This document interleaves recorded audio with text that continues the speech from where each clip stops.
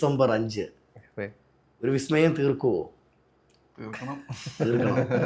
ഒത്തിരി സന്തോഷം കേട്ടോ തിരുവനന്തപുരംകാര് അല്ലേ. മമ്മൂക്കയുടെ അടുത്ത് ചെന്നിട്ട് ഈ ഒരു കഥ പറയാനുള്ളൊരു കോൺഫിഡൻസ് എവിടെ നിന്ന് കിട്ടി? മമ്മൂക്കയുടെ അടുത്ത് ചെന്നിട്ട് പറയാനായിട്ട് അങ്ങനെ പൂർണ്ണമായ കോൺഫിഡൻസ് ഒന്നും ഇല്ലായിരുന്നു. ഏകദേശം ഒരു കോൺഫിഡൻസ്. നമ്മൾ പിന്നെ ഒന്ന് രണ്ട് പേര് കേട്ട് അവർക്ക് ഇഷ്ടപ്പെട്ട് ആ ഒരു റെക്കമെൻഡേഷനും ഒക്കെ ഹെൽപ്പ് ചെയ്ത് അങ്ങോട്ട് എത്താനായിട്ട്. ആൻ്റെ ചേട്ടൻ പൃഥ്വിരാജിൻ്റെ അടുത്ത് പോയി പുള്ളിക്ക് ഇഷ്ടപ്പെട്ടു. അങ്ങനെ ഇവർ അത്രയും കുറച്ച് പേര് ഇഷ്ടപ്പെട്ടു എന്നുള്ളൊരു സംഗതി ഉള്ളത് കൊണ്ട് ഒരു അഡീഷണൽ കോൺഫിഡൻസ് ഉണ്ടായിരുന്നു. അപ്പോൾ ആ ഒരു സാധനം പുള്ളിയുടെ മൈൻഡിലും കിടപ്പുണ്ടായിരുന്നു എന്ന് തോന്നുന്നു. പുള്ളിക്കും ഒരു ഏകദേശം എന്തോ ഒരു സാധനം കൊള്ളാവുന്ന സാധനമാകാൻ സാധ്യത ഉണ്ടെന്നൊരു ധാരണ ഉള്ളതുപോലെ തോന്നിയായിരുന്നു. അപ്പം അതുകൊണ്ട് ഒരു കൈൻഡ് ഓഫ് ഒരു അഡീഷണൽ കോൺഫിഡൻസ് ഉണ്ടായിരുന്നു. പിന്നെ പുള്ളി ഇപ്പം ഞാനങ്ങനെ നല്ല രീതിയിൽ കഥ പറയുന്ന ആളല്ല, എനിക്ക് അത്ര ഒരു ഇതല്ല. പക്ഷെ സ്ക്രീൻ പ്ലേ ആയിട്ട് പറയാനായിട്ട് പിന്നെ ഒരു കോൺഫിഡൻസ് ഉണ്ട്. അപ്പോൾ എന്തോ ഭാഗ്യത്തിന് നമുക്ക് ഫുൾ സ്ക്രീൻ പ്ലേ പറയാൻ പറ്റുന്ന രീതിയിൽ ഒരു ടൈം അലൊക്കേഷൻ അദ്ദേഹത്തിൻ്റെ അടുത്ത് കിട്ടിയായിരുന്നു. അപ്പം അദ്ദേഹത്തിൻ്റെ അടുത്ത് ചെന്ന് പറഞ്ഞു തുടങ്ങി ഒരു കുറച്ച് സീൻസ് ഒക്കെ ആയപ്പോൾ തന്നെ അദ്ദേഹം അതിനകത്ത് ഇൻവോൾവ് ആണെന്ന് മനസ്സിലായി. അദ്ദേഹം ചില ഡൗട്ട്സ് എക്സ്പ്രഷനിൽ അദ്ദേഹം ഇൻവോൾവ് ആയിട്ട് തന്നെ ഇരുന്നു. പിന്നെ നമുക്ക് പരിചയമുള്ള പലരും അദ്ദേഹത്തിൻ്റെ അടുത്ത് കഥ പറയാൻ പോയ അനുഭവങ്ങളെ നമുക്കറിയാം. അപ്പൊ അതൊക്കെ വെച്ചിട്ട് പിന്നെ അദ്ദേഹം കുറച്ച് ഇൻവോൾവ് ആയിട്ടാണ് ഇരുന്നത്. പിന്നെ ഇടയ്ക്കിടയ്ക്ക് ഇത് കുറച്ച് നോൺ ലീനിയർ സ്വഭാവമൊക്കെ ഉള്ള ഒരു നാരേറ്റീവ് സ്ട്രക്ചറാണ് പടത്തിന്റെ. അപ്പോൾ കുറച്ച് ഇടയ്ക്കിടയ്ക്ക് ചെറിയ ചെറിയ ഡൗട്ട്സ് ഒക്കെ അദ്ദേഹം ചോദിക്കുകയൊക്കെ ചെയ്യുന്നുണ്ടായിരുന്നു. അപ്പം മനസ്സിലായി അദ്ദേഹം ഇൻവോൾവ് ആണ്, ഇൻട്രസ്റ്റഡ് ആണ് എന്നൊക്കെയുള്ള രീതിയിൽ. അപ്പം നമുക്ക് കുറച്ച് നമുക്ക് ഒരാളോട് സംസാരിക്കുമ്പോൾ തന്നെ ഒരു വൈബ് തോന്നുമില്ല. അത് എപ്പോഴും കറക്റ്റ് ആവണം നിർബന്ധമില്ല. ബട്ട് കുറെ അങ്ങ് പോയപ്പോൾ പുള്ളിക്ക് താല്പര്യം തോന്നുന്നുണ്ടെന്ന് തോന്നിയായിരുന്നു. അവസാനമായപ്പോഴത്തേനും അത് ഏകദേശം നമുക്ക് ഉറപ്പായി. അതുകൊണ്ട് ആ ഒരു പ്രോസസ്സിൽ ഗ്രാജുവലി കോൺഫിഡൻസ് ബിൽഡ് ചെയ്ത് വരുവാണ് ചെയ്തത്. ശരിക്കും നമ്മളെല്ലാം കാത്തിരിക്കുന്നു. ഈ എഴുതുന്ന സമയത്ത് മമ്മൂക്കയെ തന്നെ മനസ്സിൽ വിചാരിച്ചെഴുതിയതാണോ? കാരണം മമ്മൂക്ക പറയുകയുണ്ടായി, നിങ്ങളൊരു കഥ എഴുതുമ്പോൾ അല്ലെങ്കിൽ ഒരു കഥയുമായി എൻ്റെ അരികിലേക്ക് വരുമ്പോൾ നടനുപരി എന്നെ വെച്ച് എഴുതല്ലേ, ഒരു കഥാപാത്രമായിട്ട് എഴുതണം. അപ്പൊ അങ്ങനെ ഒരു ഇല്ല, അങ്ങനെ ആയിരുന്നില്ല. ആക്ച്വലി ആ ക്യാരക്ടർ ഡിമാൻഡ് ചെയ്തത് അവസാനം എഴുതി കഴിഞ്ഞ് വന്നപ്പോഴത്തേക്ക് മമ്മൂക്കയിലായിരുന്നു. ഇത് മമ്മൂക്ക ചെയ്താൽ രസമായിരിക്കും എന്നുള്ളൊരു കോൺഫിഡൻസ് നമുക്ക് രണ്ടുപേർക്കും വന്നു. പക്ഷെ അദ്ദേഹത്തിലേക്ക് എത്തുക എന്നുള്ളത് നമുക്ക് ആ സമയത്ത് ചിന്തിക്കാൻ പറ്റില്ലായിരുന്നു. പക്ഷെ എന്തായാലും ആ ക്യാരക്ടർ ഡിമാൻഡ് ചെയ്തതുപോലെ തന്നെ ഭാഗ്യം കൊണ്ട് അദ്ദേഹത്തിലേക്ക് തന്നെ അത് എത്തുകയും ചെയ്തു. എല്ലാത്തിനും അതിൻ്റെതായ സമയമുണ്ടെന്ന് പറയുന്ന പോലെ കറക്റ്റ് പ്ലേസ്മെന്റ് ആയിരുന്നല്ലേ. ഇനിയിപ്പോൾ ഞങ്ങൾക്ക് അറിയേണ്ടത് ആ വല്യേട്ടനൊക്കെ ഉള്ള മമ്മൂക്കയുടെ ഹെയർ സ്റ്റൈല്, അതിന്റെ കഥ എന്തായിരുന്നു? അത് പിന്നെ ടോട്ടൽ ഗെറ്റപ്പിനെ പറ്റി കുറെ ചർച്ചകൾ നടക്കുകയും കുറെ ഡിസിഷനിലോട്ട് എത്തുകയൊക്കെ ചെയ്തായിരുന്നു. പക്ഷേ എക്സാക്ട് പിന്നെ ഹെയർ സ്റ്റൈൽ എന്നുള്ളത് പിന്നെ ഐഡന്റിറ്റിയിലും പിന്നെ അപ്പിയറൻസിലും ഒക്കെ ഭയങ്കര ഇമ്പോർട്ടൻ്റ് ആയിട്ടുള്ള ഒരു സംഗതിയാണ്. ഏതൊരാളെ സംബന്ധിച്ചാണെങ്കിലും അങ്ങനെ ഒരു സംഗതി ഫാക്റ്റാണ്. അപ്പം നമുക്ക് സിനിമയിൽ പ്രത്യേകിച്ച് അത് ഭയങ്കര ഇമ്പോർട്ടൻ്റ് ആയിട്ടുള്ള ഒരു കാര്യമാണ്. അപ്പോൾ കഥാപാത്രത്തിന്റെ ഒരു ബേസിക് എസ്റ്റാബ്ലിഷ്മെന്റ് പരിപാടിയിൽ അത്രയും ഇമ്പോർട്ടൻ്റ് ആണ് ആ ഒരു സംഗതി. അപ്പം അതിനെപ്പറ്റി പല പല ചർച്ചകൾ നമ്മൾ നടക്കുന്നുണ്ടായിരുന്നു. അപ്പം 100% സാറ്റിസ്ഫൈങ് ആയിട്ടുള്ള ഒരു ഇതിലോട്ട് ലാൻഡ് ചെയ്തിട്ടുമില്ലായിരുന്നു. അപ്പൊ അതിന്റെ പുറത്ത് നടന്ന ചർച്ചകളുടെ ഇടയിൽ മമ്മൂക്കയാണ് ഇങ്ങനെ ഒരു സജഷൻ പറയുന്നത്. അപ്പൊ അത് പറയാനുള്ള കാരണം നമ്മൾ പിന്നെ കുറച്ച് റിയൽ ലൈഫ് ഇൻസിഡൻസും കുറെ റിയൽ ലൈഫ് ക്യാരക്ടേഴ്സും ഒക്കെ ഇൻസ്പയർ ചെയ്തിട്ടാണ് ഇതിന്റെ തിരക്കഥ എഴുതപ്പെട്ടിരിക്കുന്നത്. ചില കഥാപാത്ര നിർമ്മിതികളും അങ്ങനെ തന്നെയാണ് ചെയ്തിരിക്കുന്നത്. ഒന്നിനെ എക്സാക്ട് ആയിട്ട് ഫോളോ ചെയ്യുന്നില്ല. ഫിക്ഷൻ തന്നെ ആണെങ്കിലും കൃത്യമായ പിന്നെ നമുക്ക് സോഴ്സ് മെറ്റീരിയൽസ് ഉണ്ടായിരുന്നു. അപ്പൊ അങ്ങനെയുള്ള ചില മെറ്റീരിയൽസിൽ പെട്ട ചില സംഗതികളിൽ നിന്ന് കണക്ട് ചെയ്തിട്ടാണ് അദ്ദേഹം ഇങ്ങനെ ഒരു ആശയത്തെ പറ്റി പറയുന്നത്. അപ്പം പിന്നെ അത് ആ ഹെയർ സ്റ്റൈലിന്റെ കൂടുതലുള്ള കോസ്റ്റ്യൂമും ഇത് രണ്ടും കൂടെ ചേരുന്നത് ഒരു പുതിയ പരീക്ഷണമായിരുന്നു അദ്ദേഹത്തിന്. അദ്ദേഹം ഈ ഹെയർ സ്റ്റൈൽ മുന്നേ ചെയ്തിട്ടുണ്ട്. പക്ഷെ അന്നേരമൊക്കെ ടോട്ടൽ ഗെറ്റപ്പും കോസ്റ്റ്യൂമും ഒക്കെ വേറെ രീതിയിലായിരുന്നു. അപ്പൊ ഇതിനകത്ത് ഇത് രണ്ടും കൂടെ ചേരുമ്പോൾ ഒരു പുതിയ ഒരു അനുഭവം വന്നേക്കാമെന്ന് തോന്നിയായിരുന്നു. അത് അങ്ങനെ തന്നെ സംഭവിച്ചു. ഷൂട്ടിംഗ് സെറ്റ് വെച്ച് നമുക്കത് കൃത്യമായിട്ട് കിട്ടി. പ്രത്യേകിച്ച് ക്യാരക്ടറുമായിട്ടും യോജിച്ചു പോകുന്ന ഒരു സാധാരണ നമ്മുടെ ചുറ്റുപാടും കാണുന്ന ഒരു കഥാപാത്രം തന്നെയാണ്. അങ്ങനെയാണ് ആ കഥാപാത്രത്തിന്റെ ഒരു ട്രേറ്റ്. ഞാൻ പറഞ്ഞത് അതിന്റെ പെരിഫറൽ ഓറയെ പറ്റിയാണ്. ഇന്റേണൽ പരിപാടികൾ വേറെ ഉണ്ട്. അപ്പൊ ഇത് രണ്ടിനോട് ഒരു കൈൻഡ് ഓഫ് ഇത് മാച്ച് ആകുന്ന പോലെ തോന്നി, സിങ്കായി വന്നു. ഒരു കൂളിംഗ് ഗ്ലാസും വെച്ച് ഒരു സിഗരറ്റും വെച്ച് ആ ഒരു സീൻ എന്നാ പടച്ചേക്കുന്നത്. നിങ്ങൾ എന്താ പറഞ്ഞത്? ജസ്റ്റ് ഒരു സ്മോക്ക് വേണം എന്നാണോ പറഞ്ഞത്, അതോ മമ്മൂക്ക ഇട്ടൊരു ഡെവലപ്മെന്റ് എന്തായിരിക്കും അത്? പിന്നെ ഈ കഥാപാത്രത്തിന്റെ തന്നെ ഒരു ചില പ്രത്യേക ഫീച്ചേഴ്സിന്റെ ഒരു എക്സ്റ്റൻഷൻ പോലെയാണ് സിഗരറ്റും ഒരു കഥാപാത്രത്തിന്റെ ഭാഗമായിട്ട് മാറിയായിരുന്നു.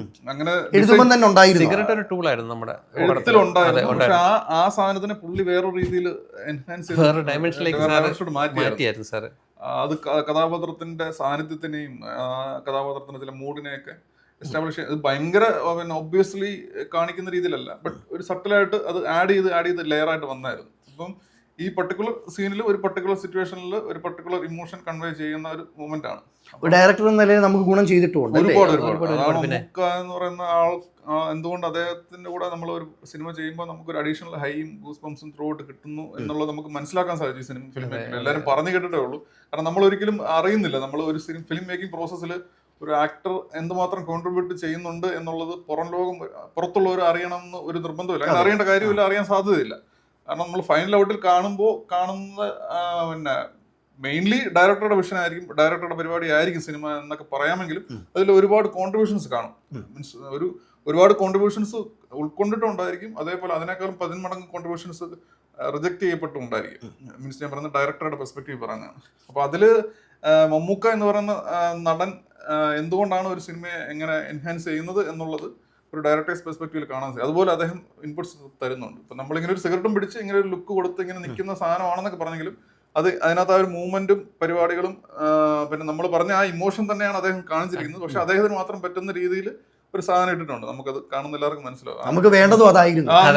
നമുക്ക് വേണ്ടതിനെ കുറച്ചും കൂടെ നമുക്ക് എക്സൈറ്റ്മെന്റ് തരുന്ന രീതിയിൽ അദ്ദേഹം ഡെലിവർ ചെയ്യും. ഈ ചില ആളുകൾ പറയുന്നത് കേട്ടിട്ടുണ്ട്, ഭയങ്കര ദേഷ്യക്കാരനാണ് മമ്മൂക്ക, മമ്മൂക്കയുമായിട്ടൊന്നും സംസാരിക്കാൻ പറ്റത്തില്ല, ഒരേ ഡ്രസ്സ് ഇട്ട് കഴിഞ്ഞ് മമ്മൂക്ക അത് ഊരിപ്പിക്കും. കണ്ടറിഞ്ഞ് മനസ്സറിഞ്ഞ മമ്മൂക്ക എന്താണ്? ഇല്ല, നമ്മളെ സംബന്ധിച്ച് നമുക്ക് മമ്മൂക്ക നമ്മളുടെ അടുത്ത് ഭയങ്കര ഓപ്പൺ ആയിരുന്നു, ഭയങ്കര ഫ്രണ്ട്ലി ആയിരുന്നു. ഇതേപോലെയുള്ള ഒരുപാട് കഥകൾ നമ്മൾ കേട്ടിട്ടുണ്ട്. പക്ഷെ എന്നിരുന്നാലും മമ്മൂക്കയോട് നമ്മൾ ഇടപഴകുമ്പോൾ അങ്ങനെയൊന്നും അല്ലായിരുന്നു. അദ്ദേഹം നമുക്ക് കൃത്യമായ സ്പേസ് തരികയും നമ്മളോട് കാര്യങ്ങൾ ചോദിച്ച് മനസ്സിലാക്കി ഭയങ്കര ക്യൂരിയസ് ആയിട്ട് നിന്ന് സ്ക്രിപ്റ്റ് മനസ്സിലാക്കി കാര്യങ്ങളെ പറ്റി സാറിന് ഭയങ്കരമായ ഈ കാര്യബോധമുണ്ട്. അപ്പോൾ നമുക്ക് തന്നെ ഒന്നും പ്രത്യേകിച്ച് അങ്ങോട്ട് പറഞ്ഞു കൊടുക്കേണ്ടതില്ല. പിന്നെ സാറിൻ്റെ ഇൻപുട്സ് എന്ന് പറഞ്ഞാൽ നമ്മളെ സംബന്ധിച്ച് നമ്മുടെ വർക്കിൽ സാറിൻ്റെ ഇൻപുട്സ് നമ്മളുടെ സ്ക്രിപ്റ്റിനെ ഭയങ്കരമായി എൻഹാൻസ് ചെയ്യുന്ന രീതിയിൽ സാറ് തന്നിട്ടുണ്ട്. അപ്പോൾ സാറിൻ്റെ ഇടപെടലുകളിൽ നമ്മൾ അതിശയപ്പെട്ടു പോയി. നമ്മൾ കേട്ട കഥകളല്ലല്ലോ സാറിൽ നിന്ന് നമ്മൾക്ക് കിട്ടുന്നത്. പിന്നെ അദ്ദേഹത്തിനോട് നമുക്ക് ഭയമല്ല, ഒരു തരം ബഹുമാനമാണ്. ഇപ്പോൾ നമുക്ക് തന്നെ അടുത്ത് ചെല്ലുമ്പോൾ നമുക്ക് ഇങ്ങനെ സാറിൻ്റെ അടുത്ത് നമ്മൾ സംസാരിക്കണോ വേണ്ടേ എന്നുള്ള ചിന്തയ്ക്ക് പേടി ഉണ്ടായിരുന്നു. അതെ അതെ, പേടി ഉണ്ടായിരുന്നു വെച്ചാൽ ഞാൻ മുമ്പ് പിന്നെ മാമങ്ങ എന്നൊരു സിനിമയിൽ സജീവ് പിള്ളയുടെ അസിസ്റ്റന്റ് ഡയറക്ടറായിട്ട് അദ്ദേഹത്തിന്റെ തന്നെ കൂടെ വർക്ക് ചെയ്തിട്ടുണ്ട്. അപ്പം അങ്ങനെ ഒരു മുൻപരിചയം എനിക്കുണ്ടായിരുന്നു. അപ്പം അന്ന് കുറെ കൂടെ ആൾക്കാർ അദ്ദേഹത്തിന്റെ അടുത്തോട്ട് പോവുകയും സംസാരിക്കാനും കുറച്ചും കൂടെ ഒരു വൈമുഖ്യം കാണിക്കുന്ന ഒരു രീതിയായിരുന്നു അന്ന്. പക്ഷെ ഇപ്പൊ അങ്ങനെ അന്ന് അദ്ദേഹം എന്തെങ്കിലും അദ്ദേഹത്തിന്റെ ആറ്റിറ്റ്യൂഡ് അങ്ങനെ ആയതുകൊണ്ടൊന്നും അല്ല, അങ്ങനെ ആയിരുന്നു അതിന്റെ ഒരു അങ്ങനെയാണ് എനിക്ക് അന്ന് തോന്നിയിരുന്നത്. പക്ഷെ ഇപ്പം കുറച്ചും കൂടെ അങ്ങനെ ഒന്നുമില്ല, കുറച്ചും കൂടെ ഒരു സ്പേസ് ഓപ്പൺ ആയ പോലെയാണ്. ഇന്നലെ തന്നെ നമ്മൾ കണ്ട ഒരു ഇവന്റ്സിൽ നമുക്ക് മനസ്സിലാവും, ചേർത്ത് പിടിക്കും. ഒന്ന് ചിന്തിക്കും മമ്മൂക്കയ്ക്ക് അതിന്റെ ആവശ്യമില്ല അല്ലേ, ചേർത്ത് പിടിക്കുമ്പോൾ ആൾക്കാർക്ക് അത്രയും അവര് തന്നെ അങ്ങ് അതിശയപ്പെടും. പിന്നെ ഒരു പ്രധാനപ്പെട്ട ഒരു കാര്യം, പിന്നെ ആ സമയത്തൊക്കെ ഇപ്പൊ ഞാൻ അസിസ്റ്റന്റ് ഡയറക്ടർ ആയിരുന്നു. അപ്പൊ ഞാൻ പിന്നെ ഒരു ആക്ഷൻ കണ്ടിന്യൂറ്റിയിൽ ഒരു മിസ്റ്റേക്ക് വരുത്തിയപ്പോൾ കുറെ അതിന്റെ അടുത്ത് സംസാരിക്കുകയൊക്കെ ചെയ്ത ഇതുണ്ടായിട്ടുണ്ട്. എന്തായിരുന്നു കഥ? അത് വേറെ അല്ല, ആക്ഷൻ കണ്ടിന്യൂറ്റി നമ്മൾ കുറെ കാര്യങ്ങളുണ്ട് അതിനകത്ത്. പിന്നെ അസിസ്റ്റന്റ് ഡയറക്ടേഴ്സിന്റെ പരിപാടി എന്ന് പറഞ്ഞാൽ ഒരുപാട് കഷ്ടപ്പാടുകളുണ്ട്, ഒരുപാട് ഉത്തരവാദിത്തങ്ങളുണ്ട്, ഒരുപാട് കാര്യങ്ങൾ അതൊന്നും പുറത്താർക്കും അറിയത്തില്ല. ഒരു മൈനോട്ട് ഒരു സാധനം ഇങ്ങോട്ടൊന്ന് മാറ്റുമ്പോൾ തന്നെ അത് അസിസ്റ്റന്റ് ഡയറക്ടർ നോട്ട് ചെയ്തേ പറ്റൂ. നോക്കുമ്പോൾ ഒറ്റ പേര് അസിസ്റ്റന്റ് ഡയറക്ടർ. പിന്നെ ഒരു കോസ്റ്റ്യൂം അവിടെ സമയത്ത് ഉണ്ടാകണം, ഒരു പ്രോപ്പർട്ടി കറക്റ്റ് പൊസിഷനിൽ ഉണ്ടായിരിക്കണം. ഇതിന്റെ പേരിൽ ഒരുപാട് വർക്ക് പിന്നെ ബാക്ക്ഗ്രൗണ്ടിൽ നടക്കുന്നുണ്ട്. ഇതിനൊന്നും കൃത്യമായ ഒരു റെക്കഗ്നൈസേഷനോ അല്ലെങ്കിൽ കൃത്യമായ പ്രതിഫലമോ ഒന്നും അവർ കിട്ടാറില്ല. കാരണം അവർ പാഷന്റെ പുറത്ത് ഇറങ്ങിയിരിക്കുന്നതാണ്. അപ്പൊ അങ്ങനെ ഒരു പരിപാടിയാണ് ആക്ഷൻ. അതങ്ങനെയാണ് അതിനകത്ത്. അപ്പൊ നമ്മൾ 100 കാര്യങ്ങൾ ശ്രദ്ധിക്കണം. അപ്പം ആക്ഷൻ കമ്മ്യൂണിറ്റിയിൽ ഒരു മിസ്റ്റേക്ക് വന്നു. മിസ്റ്റേക്ക് വന്നു പറഞ്ഞാൽ അത് പിന്നെ അത് മിസ്റ്റേക്ക് വന്നു എന്ന് പറഞ്ഞ വേറെ ആൾക്കാരാണ്. അത് പറഞ്ഞ ആള് ഞാനായി പോയി. പക്ഷെ അദ്ദേഹം അത് കറക്റ്റ് ആയിട്ടാണ് ചെയ്തിരുന്നത്. അപ്പൊ അതാണ് അതിനകത്ത് പറ്റും. അപ്പൊ നമ്മള് അല്ല എന്ന് പറഞ്ഞപ്പോൾ പക്ഷെ അതായിരുന്നു ശരി. അപ്പൊ അന്നേ നമുക്ക് അറിയാവുന്ന ഒരു സംഗതി എന്ന് പറഞ്ഞാൽ അദ്ദേഹം ഈ പറയുന്ന മൈന്യൂട്ട് ഡീറ്റെയിലിംഗിൽ കൃത്യമായി ഫോളോ അപ്പ് ചെയ്യുന്ന ഒരാളാണ് എന്നുള്ളൊരു സംഗതിയുണ്ട്. ഭയങ്കര ഒബ്സർവേഷൻ ഉണ്ട്. പ്രത്യേകിച്ച് അദ്ദേഹത്തിന്റെ ജോലിയിൽ ചെയ്യുന്ന പെർഫോമൻസ് കറക്റ്റായിട്ട് ചെയ്യുക എന്ന് പറയുമ്പോൾ ഒരു ലൈറ്റിംഗിൽ ഒരു പരിപാടി ചെയ്തിട്ടുണ്ടായിരിക്കും. ഷോട്ട് ഡിവിഷനും എഡിറ്റിംഗിലും എല്ലാം കുറെ സംഗതിയിൽ വെച്ചിട്ടായിരിക്കും ഒരു ഷോട്ട് എക്സിക്യൂട്ട് ചെയ്യുന്നത്. അപ്പൊ അതിലെ ഓരോ മൂവ്മെന്റ്സ് പോലും ആ രീതിയിൽ പ്ലാൻഡ് ആയിരിക്കും. ഇതെല്ലാം മനസ്സിൽ വെച്ചിട്ട് അതിന്റെ പുറത്താണ് ഈ പെർഫോമൻസ് നടത്തിക്കൊണ്ടിരിക്കുന്നത് നടന്മാര്. അപ്പൊ അതിന്റെ കൂട്ടത്തിൽ ഇങ്ങനെയുള്ള മൈന്യൂട്ട് ഡീറ്റെയിലിംഗും കൂടെ നോക്കുന്ന ഒരാളാണ്. അത് ഇത്രയും കാലത്തെ പരിചയത്തിന്റെ സംഭവിച്ചായിരിക്കും. അപ്പൊ എനിക്ക് അന്ന് തോന്നിയിരുന്ന ഒരു സംഗതി, പിന്നെ നമ്മൾ ചെയ്യുന്ന കാര്യങ്ങളിൽ ഒരു കൃത്യമായ ക്ലാരിറ്റി ഉണ്ടെങ്കിൽ അദ്ദേഹത്തിന് എന്തായാലും ഒരുപാട് സംശയങ്ങളാണ്. ആ സംശയങ്ങൾക്കൊക്കെ നമുക്ക് ഉത്തരവുണ്ട്. നമ്മൾ പിന്നെ ബാക്കി മാനേജ്മെന്റ് പരിപാടികൾ അദ്ദേഹത്തിന് കൃത്യമായിട്ടാണ് ചെയ്യുന്നതെങ്കിൽ അദ്ദേഹത്തിന്റെ ഭാഗത്തു നിന്ന് അങ്ങനെ ഒരു വഴക്ക് കുറെ ദേഷ്യപ്പെടില്ല, അങ്ങനത്തെ ഒരു സംഭവം ഒന്നും ഉണ്ടാകാൻ സാധ്യതയില്ല എന്ന് കൃത്യമായ ഒരു ധാരണ ഉണ്ടായിരുന്നു. ഈ പടത്തിന്റെ ഒരു ജോണറും പിന്നെ ഒരു സ്വഭാവവും ഒക്കെ വെച്ചിട്ട് നമുക്ക് അങ്ങനെ അറേഞ്ച് ചെയ്യാനായിട്ട് കുറച്ചും കൂടെ ഈസി ആയിരുന്നു എന്ന് തോന്നി. അങ്ങനെ നമ്മൾ ഫസ്റ്റ് പടമാണ്, അപ്പം മമ്മൂക്കയാണ് വരുന്നത് എന്നുള്ള ബോധമൊക്കെ ഉള്ളത് കൊണ്ട് പ്രിപ്പയർ ചെയ്യാൻ പറ്റിയ ഒരു ടീമും ഉണ്ടായിരുന്നു. ഓക്കെ. നമുക്കൊരു നല്ലൊരു അസോസിയേറ്റ് ഡയറക്ടറും നല്ല പരിചയമുള്ള ബോസ് എന്ന് പറഞ്ഞ ചേട്ടനാണ്, പിന്നെ കൂടുതൽ നല്ലൊരു ടീമും ഒക്കെ ഉണ്ടായിരുന്നു. അതുകൊണ്ട് അങ്ങനെ പിന്നെ അദ്ദേഹത്തിനോ അല്ലെങ്കിൽ അങ്ങനെ വേറൊരു ബുദ്ധിമുട്ടുണ്ടാക്കുന്ന രീതിയിലുള്ള സിറ്റുവേഷൻസ് ഉണ്ടാക്കാതെ നമുക്ക് പോകാൻ പറ്റി. അതുകൊണ്ട് അദ്ദേഹം വളരെ പ്ലസന്റ് ആയിട്ട് പിന്നെ എല്ലാത്തിനും ഉപരി കഥാപാത്രത്തിനോട് അദ്ദേഹത്തിന് ഒരു കൈൻഡ് ഓഫ് എക്സൈറ്റ്മെന്റ് ഉണ്ടായിരുന്നു ഈ കഥാപാത്രം ചെയ്യുന്നതിന്. അപ്പോൾ അതൊക്കെ കൊണ്ട് വളരെ വളരെ പോസിറ്റീവായിട്ടുള്ള ഒരു അനുഭവമായിരുന്നു ത്രൂ ഔട്ട് ഉണ്ടായിരുന്നു. പിന്നെ അല്ലാതെ എന്തെങ്കിലും മിസ്റ്റേക്സ് പ്രശ്നങ്ങൾ പറ്റിയത് എങ്ങനെ ആയിരിക്കും എന്ന് എനിക്ക് അറിഞ്ഞൂടാ. ബട്ട് നമുക്ക് അങ്ങനെ ഒരു സിറ്റുവേഷൻ ഒന്നും ഉണ്ടായില്ല. ഓപ്പൺ ആയിട്ട് തന്നെ സംസാരിക്കും. അദ്ദേഹം ചോദിക്കുന്ന ചോദ്യങ്ങൾക്ക് നമുക്ക് ഉത്തരങ്ങൾ നമ്മൾ ക്രിസ്റ്റൽ ക്ലിയർ ആയി മറുപടി പറഞ്ഞു കഴിഞ്ഞാൽ സാർ സാറ്റിസ്ഫൈഡ് ആണ്. ഈ നിങ്ങൾ ഇപ്പം ആദ്യ കഥയുമായിട്ടല്ലല്ലോ മമ്മൂക്കയുടെ അരികിലേക്ക് ചെല്ലുന്നത്. ഇപ്പം ഈ കഥ കളങ്കാവ് മമ്മൂക്കയുടെ അരികിലേക്ക് ചെല്ലുന്നു. ഒരുപാട് ആളുകളിലേക്ക് ചെന്ന് മാറ്റി നിർത്തപ്പെട്ടിട്ടുണ്ടോ എന്ന് ചോദിച്ചാല് പിന്നെ കളങ്കാവിനെ സംബന്ധിച്ചുണ്ടായിട്ടില്ല. കളങ്കാവിൽ ഉണ്ടായിട്ടില്ല. പക്ഷെ കളങ്കാവിൽ ഈ പറഞ്ഞ സമയം എടുത്തു എത്താനായിട്ട് സമയം. അത് വേറെയും കഥകളും ഇങ്ങനെ 1-2 ശ്രമങ്ങൾ നടത്തിയിട്ടുണ്ട്. അങ്ങനെ ഒരുപാട് മുന്നോട്ടൊന്നും പോയിട്ടില്ല. പക്ഷെ അത് സിനിമയില് ഒരു ഒരു ഒരു ഒരു സ്വാഭാവികമായിട്ടുള്ള ഇപ്പൊ നമ്മള് എന്നെ പോലെ തന്നെ ഫസ്റ്റ് പടം ചെയ്യാനായിട്ട് നിൽക്കുന്ന ഒരുപാട് പേരുണ്ട്. ഫ്രണ്ട് സർക്കിളിൽ അങ്ങനെ വരും ഒരുപാട്. അപ്പൊ എല്ലാവരും ഇപ്പോഴും നേരിടുന്ന ഒരു വലിയ പ്രശ്നമാണ്. നമ്മള് ഏറ്റവും പ്രധാനപ്പെട്ട ഒരു കടമ്പ എന്ന് പറയുന്നത് ഇപ്പോഴത്തെ ഒരു ഒരു ഒരു പിന്നെ ഒരു ഇക്കണോമിക്കൽ ഡൈനാമിക്സിൽ ഒരു സ്റ്റാർഡം ഉള്ള ഒരു നടന്റെ അടുത്തെത്തി കഥ പറഞ്ഞ് കൺവിൻസ് ചെയ്യുക എന്നുള്ളതാണ് ഏറ്റവും വലിയ കടമ്പ എന്ന് പറയുന്നത്.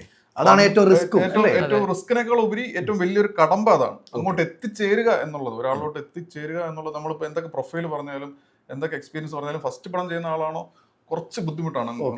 ആ ബുദ്ധിമുട്ട് നിങ്ങൾ അനുഭവിച്ചിട്ടുണ്ട്. അത് അനുഭവിച്ചേ പറ്റും. അത് സിനിമയിൽ അങ്ങനെയാണ്. അതൊരു അനിവാര്യമായിട്ടുള്ള കടമ്പയോട് കൂടെ നിൽക്കുന്നതാണ് നമ്മുടെ തന്നെ മലയാള സിനിമ ഇൻഡസ്ട്രിയിൽ. അത്രയും എക്സൈറ്റിംഗ് ആയിട്ടുള്ള കഥകളോ സ്ക്രിപ്റ്റോ വന്നാലേ നമുക്ക് അവരിലേക്ക് കൂടുതൽ എത്താനും സാധിക്കും. അവർക്ക് ഇഷ്ടപ്പെടണമല്ലോ. അതെ അതെ അതെ. പിന്നെ ഞാനിപ്പോ തന്നെ പ്രധാനപ്പെട്ട ചില നടന്മാരൊക്കെ നമ്മൾ സംസാരിക്കുമ്പോൾ അവര് തന്നെ നമ്മുടെ അടുത്ത് പറഞ്ഞിട്ടുണ്ട്, ഇതിന് നമുക്ക് നമ്മുടെ അടുത്തോട്ട് എത്തുന്നേക്കാളും എക്സൈറ്റിംഗ് ആയിട്ടുള്ള 100 കണക്കിന് ചിന്തകളും കഥകളൊക്കെ പുറത്തുണ്ടായിരിക്കാം. അതൊന്നും ഇങ്ങോട്ട് എത്തുന്നില്ലല്ലോ എന്ന് അവര് തന്നെ പറയാറുണ്ട്. അവർക്കും അറിയാം, പക്ഷെ അവർക്കൊന്നും ചെയ്യാൻ പറ്റത്തില്ല. കാരണം ഓരോ ദിവസവും ഇത്രയും നമ്പർ ഓഫ് എൻക്വയറീസ് ആണ് അവർക്കും വരുന്നത്. അപ്പൊ അതിൽ നിന്ന് അവർക്കും അത് ചൂസ് ചെയ്യുക എന്ന് പറയുന്ന പരിപാടിയും നല്ല ബുദ്ധിമുട്ടേറിയ പരിപാടിയാണ്. അവരുടെ സൈഡിലും അതിൻ്റെതായ ബുദ്ധിമുട്ടുണ്ട്. ഇപ്പുറത്ത് ഈ ഒരു പാഷന്റെ പുറത്തും സ്വന്തം എഴുത്തിലും അല്ലെങ്കിൽ സ്വന്തം കയ്യിലിരിക്കുന്ന സബ്ജക്റ്റിലുള്ള ആത്മവിശ്വാസത്തിന്റെ പുറത്തും ഇതിനുവേണ്ടി നിരന്തരം ശ്രമിക്കുന്നവരും ഒരു വലിയൊരു നമ്പർ ഇപ്പുറത്തും ഉണ്ട്. ഇതൊക്കെ ഓരോ റിയാലിറ്റീസ് ആണ്. അത് ടാക്കിൾ ചെയ്ത സിനിമയിൽ മുന്നോട്ട് പോകാൻ പറ്റത്തുള്ളൂ. ഇതെല്ലാം സിനിമയിൽ സംഭവിക്കുന്നതാണ്. ഒരു പക്ഷെ നമ്മളൊരു സിനിമ ചെയ്ത് സക്സസ്ഫുൾ ആയാൽ ചിലപ്പോൾ ഇത് വേറൊരു രീതിയിൽ കുറച്ചും കൂടെ ഈസി ആവും ഈ പ്രോസസ്സ്. അപ്പൊ ഇനി യാത്രയുടെ ആവശ്യമൊന്നുമില്ല. 5-ാം തീയതി അത് കാലം തെളിയിക്കേണ്ട കാര്യങ്ങളാണ്. പക്ഷെ അങ്ങനെ അതും നിർബന്ധമൊന്നുമില്ല. ഇപ്പൊ കഴിഞ്ഞ ദിവസം എന്റെ ഒരു സുഹൃത്തിനെ കണ്ടിട്ടുണ്ട്. ഒരു സിനിമ ചെയ്ത് അത്യാവശ്യം സക്സസ്ഫുൾ ആയി നിൽക്കുന്ന ഒരാളാണ്. അദ്ദേഹവും അടുത്ത പിച്ച് ചെയ്യാനായിട്ടുള്ള പ്രാക്ടിക്കൽ ബുദ്ധിമുട്ടുകളെ പറ്റി സംസാരിക്കുന്നുണ്ടായിരുന്നു. അത് സബ്ജക്റ്റീവ് ആയിട്ടുള്ള കാര്യങ്ങളാണ്. സിനിമയുടെ ഭാഗമാണ്. ചിലപ്പോൾ കുറച്ചുകൂടെ ഈസി പാത്ത് വരാം ചിലപ്പോൾ. പക്ഷെ സിനിമ അതുപോലെ സക്സസ് ആണെങ്കിൽ എളുപ്പമാവാം. അതങ്ങനെ അത് സിനിമയുടെ പാർട്ടാണ്. അത്